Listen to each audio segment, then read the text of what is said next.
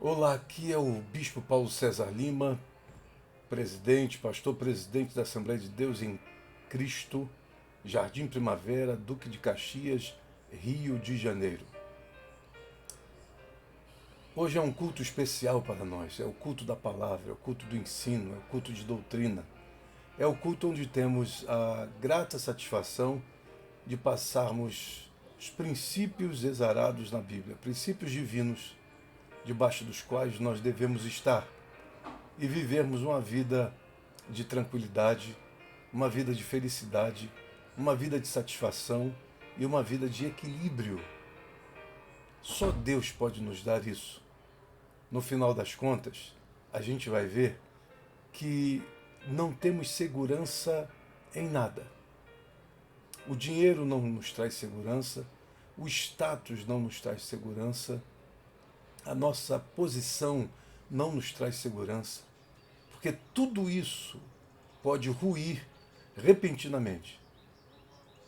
Esta pandemia que está aí, ela veio nos dizer isto, que de repente tudo aquilo que parece bem estruturado, tudo aquilo que parece inabalável, tudo aquilo que parece inexpugnável, tudo isso pode ser sacudido. E sacudido de uma tal maneira onde toda a estrutura ela cai por terra. Toda a estrutura cai por terra.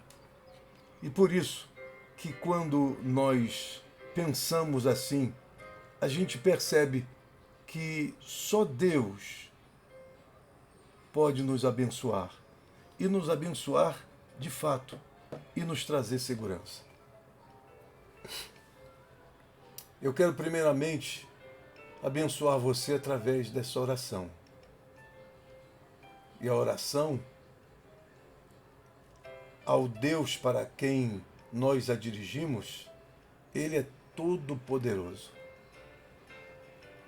Eu não vou dizer que a oração é poderosa, mas eu vou dizer que o Deus para quem eu dirijo as minhas palavras de oração, de súplica, de clamor, Ele é, de fato, todo poderoso.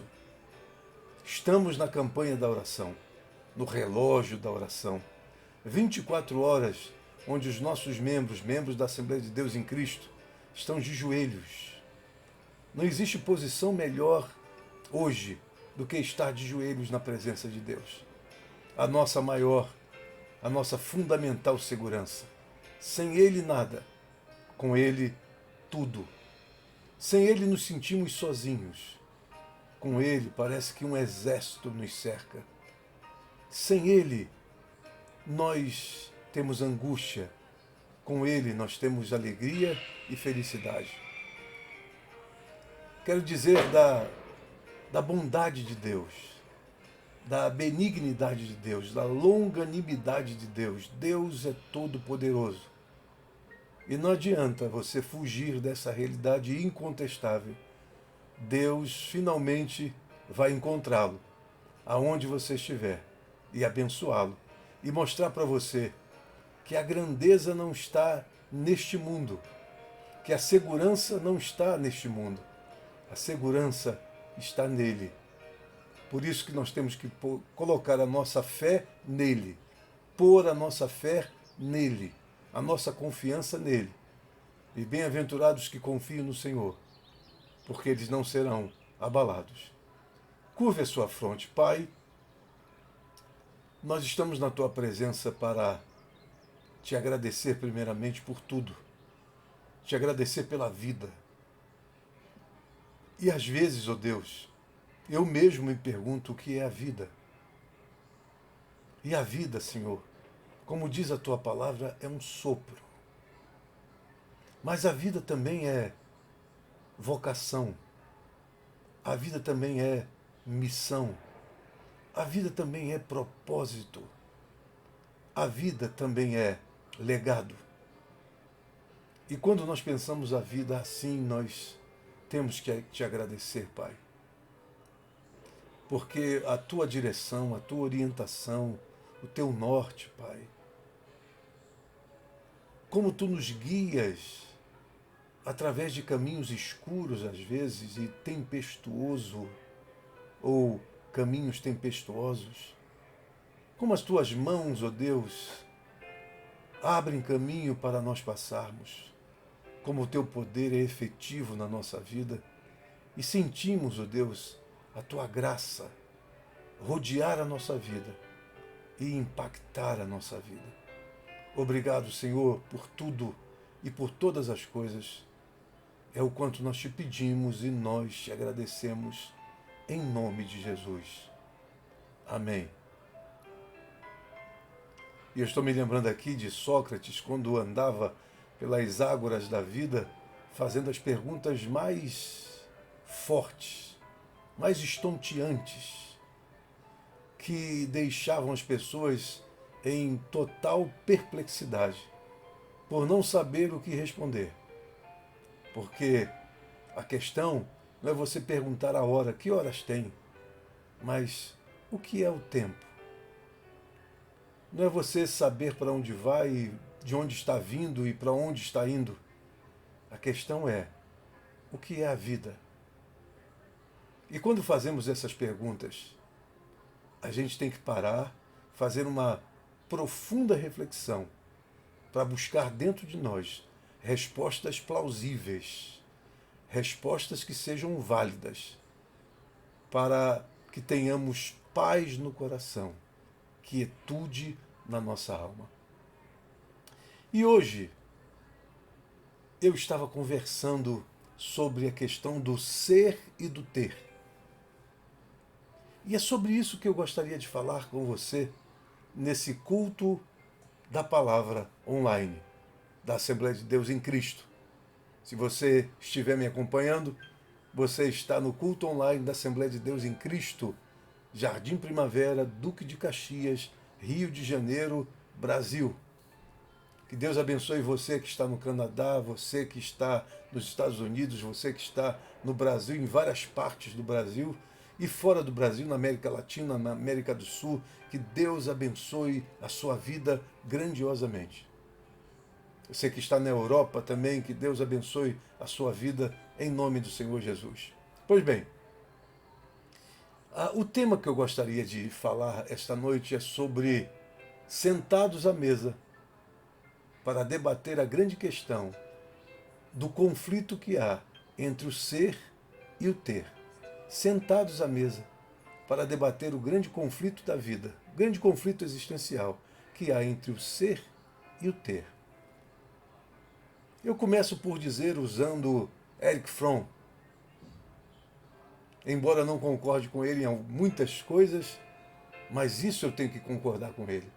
Quando ele diz que a vida é o encontro, talvez o desencontro, mas é o encontro entre o ser e o ter. Ou seja, a vida é o encontro entre aquelas pessoas que são e aquelas pessoas que têm.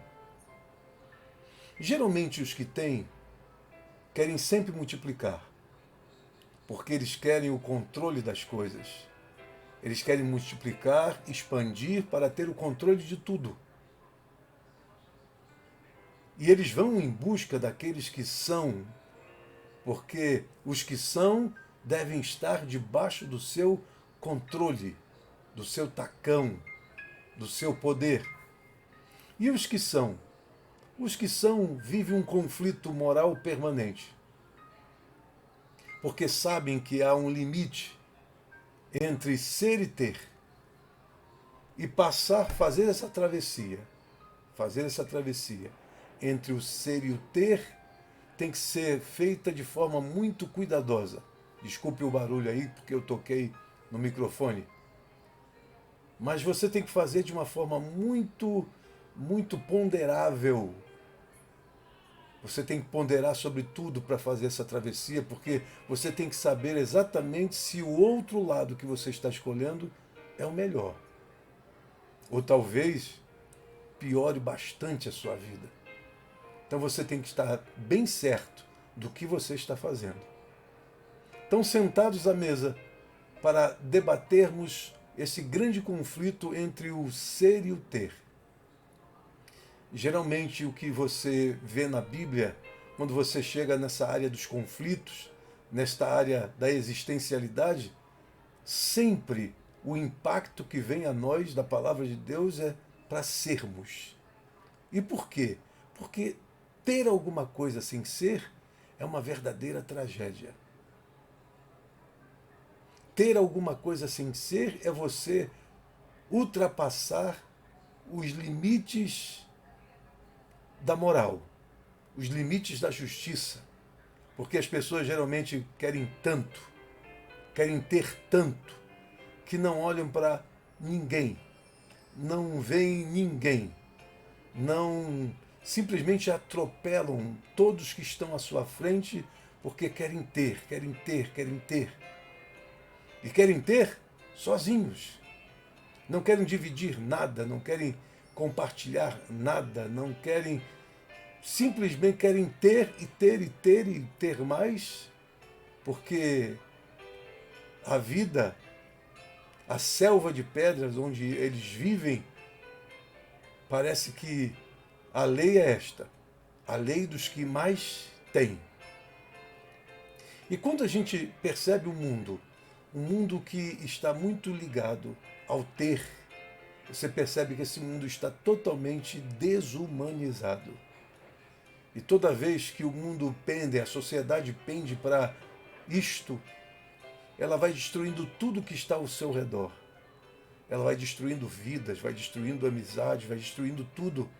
E por isso o livro de Eclesiastes, entre tantas outras coisas que ele diz de forma muito sábia, e uma sabedoria sapiencial, extraordinária, ele diz que é melhor serem dois do que um, porque se um cair, o outro levanta. Esse texto, é lógico que a gente, num primeiro impulso da nossa leitura, a gente pensa que esse texto está falando de um casal. Mas o texto não está falando de um casal, o texto está falando da importância de você não viver uma vida solitária.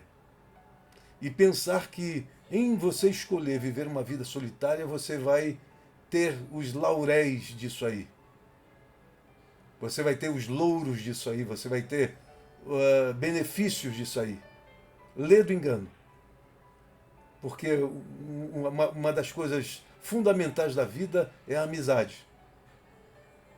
É ver o outro como alguém com o qual você tem que partilhar, com o qual você tem que compartilhar e com o qual você tem que conviver. Não é apenas viver, mas é conviver. Porque não há desgraça pior para um ser humano dele viver, viver, viver, viver, viver e nunca ter convivido, porque ele nunca aprendeu esta grande lição da vida. Então esse texto faz com que a gente lembre da importância de não viver isolado, não viver sozinho, não viver solitariamente. O próprio Deus, quando criou todas as coisas e criou o homem, diz que não era bom que o homem vivesse só. E a palavra de Deus ainda está reverberando e dizendo que não é bom que o homem viva só, que ele faça amizade. E sábio é aquele que sabe fazer um amigo. Sábio é aquele que se abre para uma amizade. E não para uma, para tantas quantas você puder fazer. Porque a vida é tão curta. Então o livro de Eclesiastes está dizendo que a pior desgraça do ser humano é ele viver e não ter aprendido a viver. Então geralmente as pessoas que têm, elas se multiplicam, elas querem multiplicação, querem expansão, querem extensão, querem cobrir e abranger todas as coisas, porque, e para isso, elas são capazes de transgredir qualquer tipo de limites. Elas não vê o outro, ela não vê o outro. E você percebe isso no trabalho, você percebe isso no trato, você percebe isso no convívio com algumas pessoas. Pessoas que não estão nem aí para determinados princípios, determinados valores. E geralmente os que são, eles são fundamentados numa lei que eles não podem descumprir essa lei. É uma lei moral dentro do seu coração, que eles sabem que eles não podem transgredir, ultrapassar essa lei, porque se eles assim fizerem, vão para o outro lado. E a travessia dessa ponte Se você for para o outro lado, sem saber fazer a melhor escolha, você vai desgraçar com a sua história, desgraçar com a sua vida. Então vamos sentar à mesa e debater de uma vez por todas esse conflito entre o ser e o ter. Bem, os que são e não têm, quando transgridem a linha do limite, eles querem ter. E eles querem ter e ser ao mesmo tempo. E às vezes essas duas coisas não conseguem andar juntas, porque ou você é ou você tem. Eu aprendi uma coisa na minha vida pastoral, que às vezes a gente quer ser livre. Às vezes a gente quer simplesmente virar a mesa da vida e sair de um condicionamento, sair de um jogo de xadrez, sair de uma manipulação, sair de uma situação de prisão, de mordaça para você, uma situação onde você está sofrendo de limites que você quer transpor. E como é difícil isso? Porque geralmente quem faz isso tem que pagar um preço excepcional, um preço para além do que você possa ou pode imaginar. Um preço que às vezes ninguém quer pagar. Todo mundo quer fazer, mas pagar o preço. Todo mundo quer até imitar, mas pagar um preço é muito difícil. Porque a autonomia, a busca pela autonomia, a busca pela liberdade, não é um caminho muito fácil, é um caminho extremamente difícil. Não se esqueça que nós estamos sentados à mesa para debater o grande conflito entre o ser e o ter. E às vezes os que são e querem ter terminam transgredindo os limites do ser. E para todos sempre vão ter, mas vão ter com uma tremenda angústia existencial presente em toda a sua história. Eu conheço grandes líderes que têm hoje, mas eles queriam mais que não tivessem. Eles queriam ser, apenas ser. Porque o apenas ser completa você. Mesmo que você não tenha, mas você é completado pelo que você é.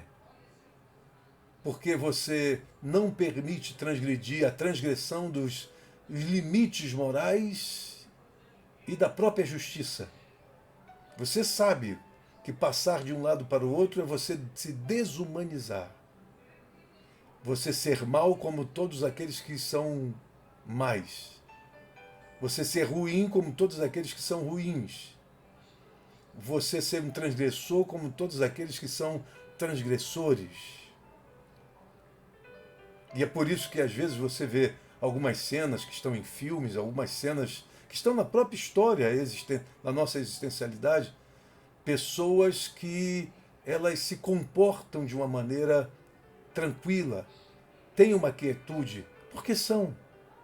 E a importância para elas é simplesmente o ser.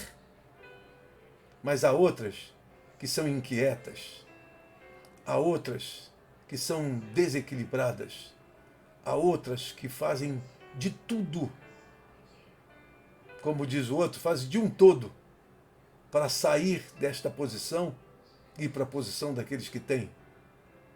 E esse é o grande problema, quando você quer demais, quer ter demais, quer possuir demais. Isso não há nenhum problema nessa questão, só que você tem que fazer isso não deixando de atentar para valores que você não pode negociar. Vamos voltar para a mesa, sentar à mesa e discutir bem esse assunto sobre o conflito entre o ser e o ter.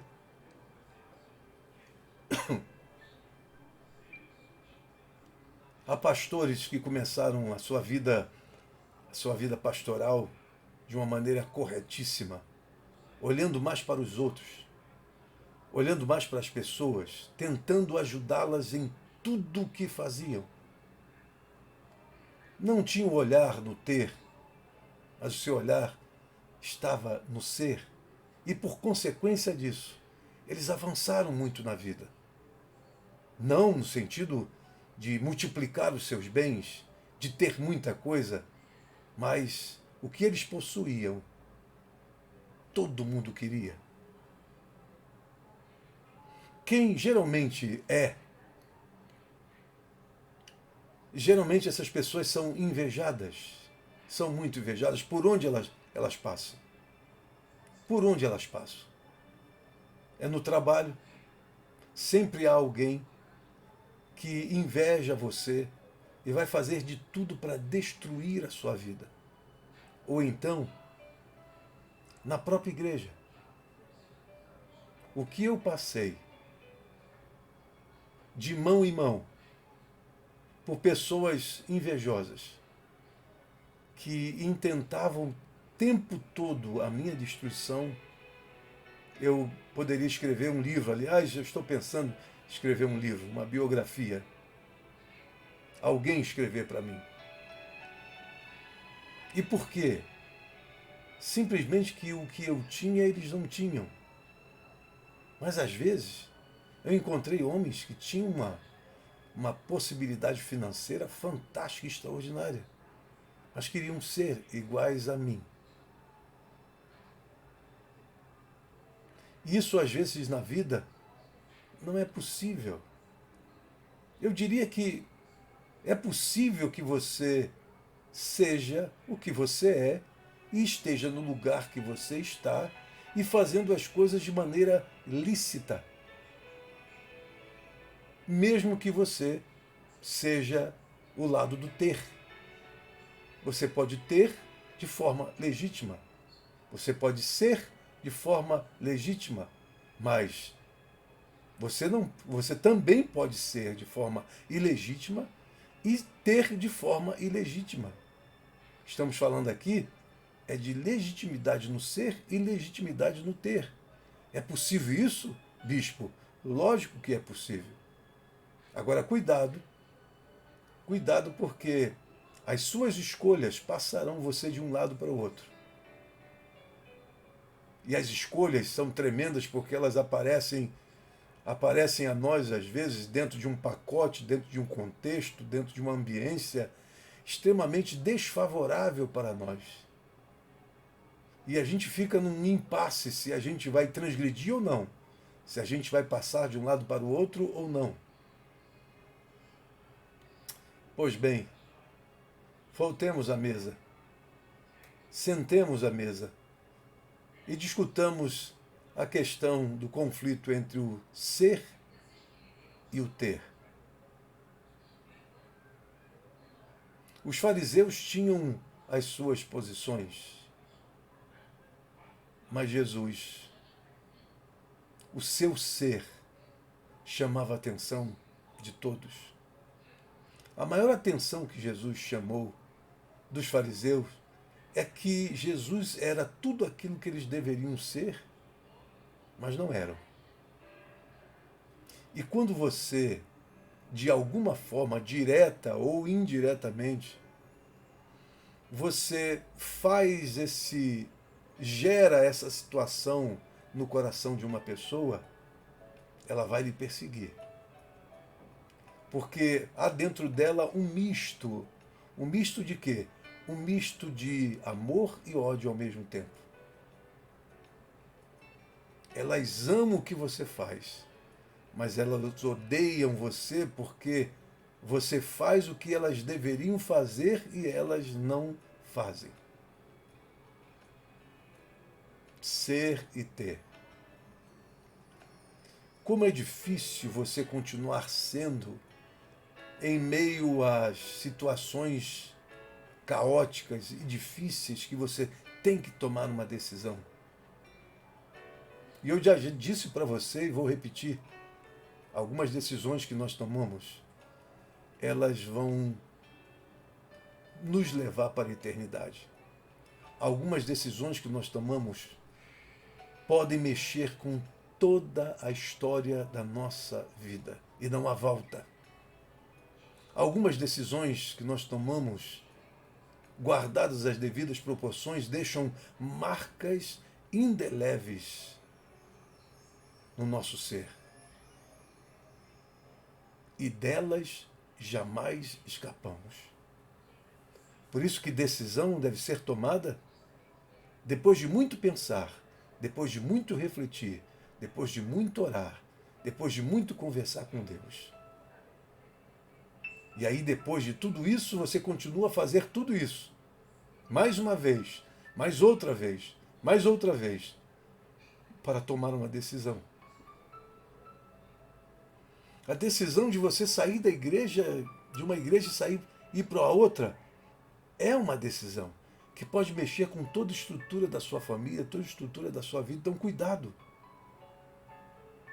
para que você não seja tão infantil e tome decisões aleatórias, decisões sem convicções, decisões emocionais, totalmente emocionais, que vão tirar você dessa posição do ser e vão colocar você na posição do ter, mas um ter vazio, vazio de sentido, vazio de propósito, vazio de missão, e será vazio de legado. Por isso que quando a gente lê as bem-aventuranças, que repetidas vezes vão aparecer no Evangelho de Jesus segundo Mateus, depois também o de Lucas, com uma roupagem diferente, uma conotação diferente, mas tem uma perspectiva muito igual. E quando a gente lê, vê que tudo que está ali é um incentivo para que a gente seja.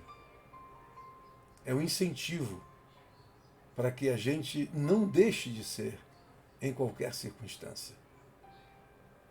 Mesmo as piores pressões, mesmo as piores dificuldades, mas você está ali dizendo para Deus: Deus, eu estou nas tuas mãos, cuida de mim. Deus cuida de você, Deus cuida de mim, enquanto a gente não atravessa a linha que nos põe numa situação de vazio total de valores cristãos. Voltemos para a mesa, sentemos à mesa e debatamos o assunto, o conflito que há entre o ser e o ter. Muitos perderam o seu ministério, mas não sabem que perderam o seu ministério. Porque perder o ministério não é simplesmente você ter uma igreja cheia ou vazia. Você pode ter perdido o seu ministério com uma igreja cheia. E você pode ter perdido o seu ministério com uma igreja vazia. Isso não significa nada. Depende muito de você. Os avivamentos nas igrejas têm que passar fundamentalmente pelo pastor da igreja. Porque o seu pastor não muda, nada muda.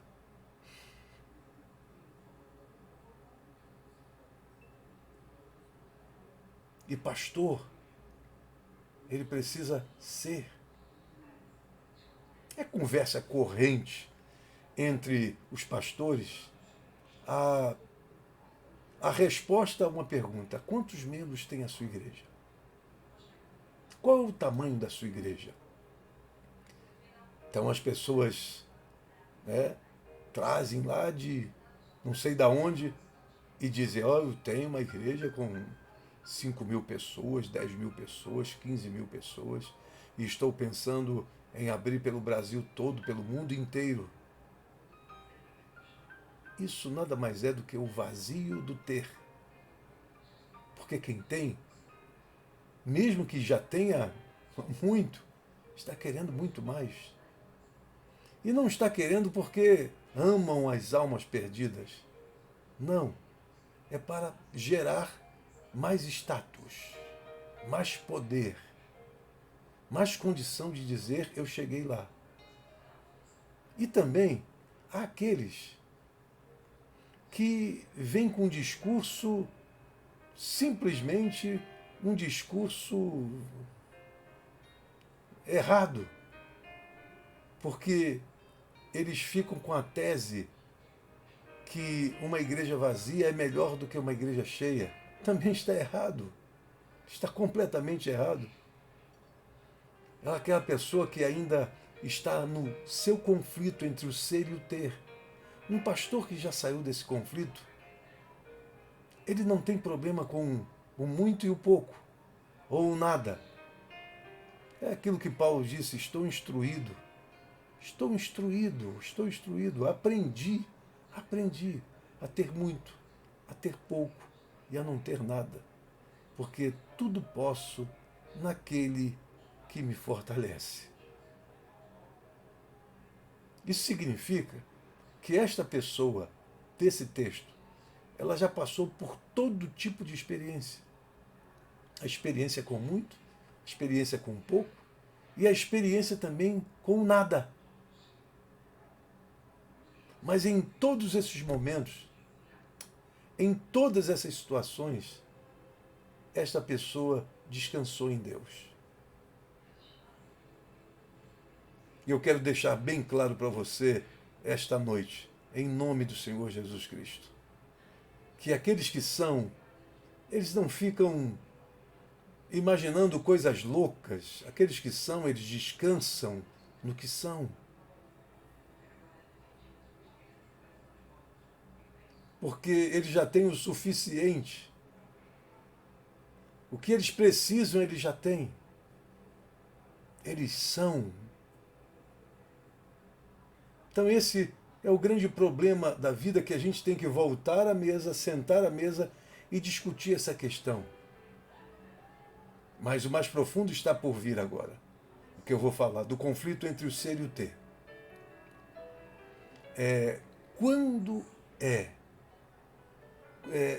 na verdade, qual é a situação mais difícil para aqueles que são e a situação mais difícil para aqueles que têm?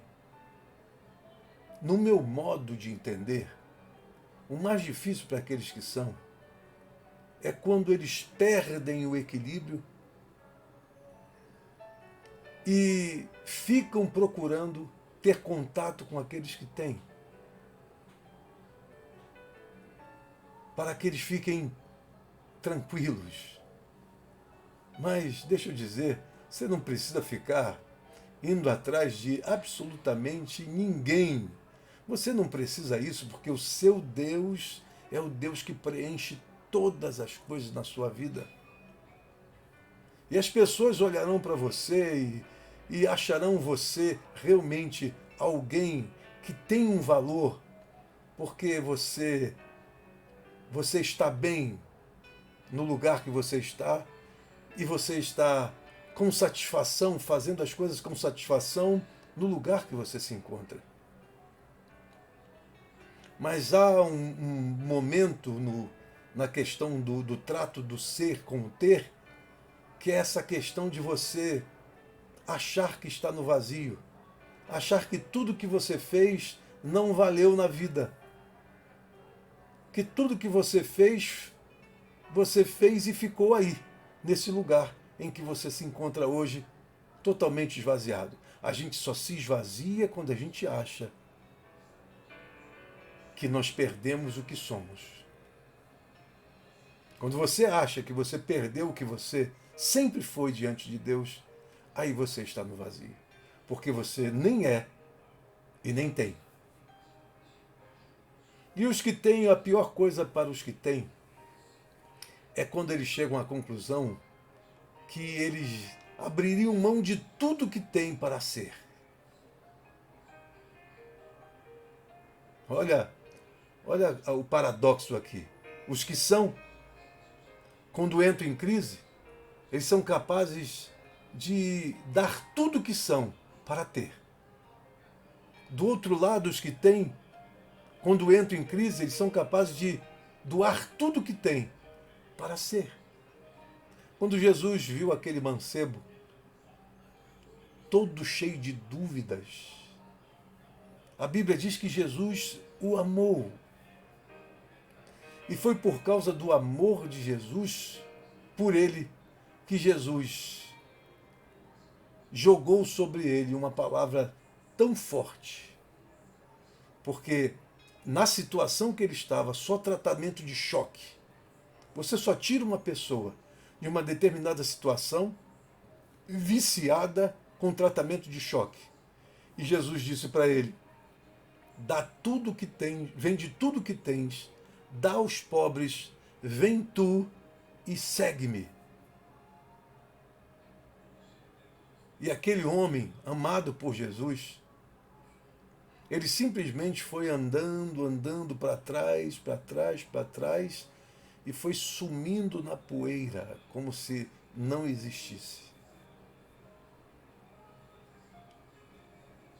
Qual o problema daquele homem? O problema daquele homem é que ele estava na crise do ter. Ele tinha, mas ele não era. E ele queria ser. Então, no primeiro momento, ele estava pronto a abrir mão de tudo para ser. E por isso Jesus o chamou. E por isso Jesus jogou sobre ele palavras tão fortes. E por isso Jesus cobrou dele uma decisão, uma atitude séria, para chamá-lo, para que ele fosse um dos seus seguidores. Vende tudo que tens, dá aos pobres, vem tu e segue-me. E aquele homem foi embora. E por quê? Porque no fervor da situação, ele pensou duas vezes e disse assim: eu perder tudo que tenho? Não posso. Ele preferiu seguir o que ele tinha até que deixar tudo e se transformar em alguém. Do outro lado do ser, você tem às vezes desventuras tão fortes que você é capaz de abdicar do maior valor da sua vida, que é o que você é. E você não pode mudar para ser outra coisa a não ser o que você é, mas você é capaz de abrir mão de tudo porque você simplesmente resvalou os seus pés, olhou para fora e viu que, e fez a comparação, estabeleceu a comparação. É a síndrome do mato que é mais verde. Você olha para fora e vê que o outro tem muito mais do que você, está com muito, a sua situação é muito melhor do que a sua. Você estabelece a comparação e vê que você não saiu do lugar e o outro cresceu demasiadamente. Lê do engano. É engano seu. Porque esses que hoje têm, eles dariam tudo para ter e para ser, aliás, o que você é. Eles dariam tudo, eles deixariam tudo para ser o que você é. Porque o conflito dessas pessoas, que uma vez realmente foram e deixaram de ser quando passaram de um lado para o outro. Amaram o ter, amaram a expansão, amaram a multiplicação, amaram o crescimento e deixaram os valores para trás. O que tem de gente assim? Misericórdia. São incontáveis as pessoas que estão vivendo assim, nesse conflito entre o ser e o ter. Então, como conclusão de tudo isso, eu diria: você pode ser legitimamente, e você pode ter legitimamente. Geralmente as pessoas que são, elas não vão ter, e as pessoas que têm, elas não vão ser. Mas elas podem se encontrar dentro do limite, se encontrar para que nenhum tenha controle sobre o outro, mas que seja um encontro profícuo, seja um encontro frutífero, seja um encontro que um possa ceder alguma coisa e o outro também, sem ultrapassar os limites dos valores e princípios cristãos. E quando nós chegarmos a isso, quando chegarmos a essa situação, a bênção do Senhor estará sobre a nossa vida. Descanse o seu coração. Descanse naquilo que você é. Você é esta vocação que você tem, você é esse propósito que você tem, você é essa moral que você tem, você é essa visão de justiça que você tem, você é tudo isso. Não queira largar tudo isso simplesmente para ter. Vão vir pessoas a você para fazerem, sim, para fazerem propostas totalmente indecentes para você. Mas propostas boas, propostas que chamam a sua atenção, propostas que fazem o seu olho ficar enorme. Não se deixe vencer, não se deixe vencer por isso. Mas diga não e fique na sua posição, para que você tenha vocação, missão, propósito e legado. A gente tem que deixar um legado para aqueles que nós amamos. E se você não tem mais eira nem beira porque você nem é e nem tem, ou você tem e não é, ou você é e não tem, e você simplesmente embolou tudo na sua cabeça, no final das contas, você não tem nada para deixar. Agora, quando você é e permanece sendo, você tem um legado para deixar. Quando você tem e não ultrapassou os limites daqueles que têm, você vai deixar um legado. Que Deus abençoe você ricamente. Que o Senhor proteja você e abençoe você grandiosamente. E toda vez que você entrar nesse conflito, volte a sentar à mesa para discutir o conflito entre o ser e o ter. E Jesus vai dizer: bem-aventurados os que são, porque esses serão abençoados em tudo.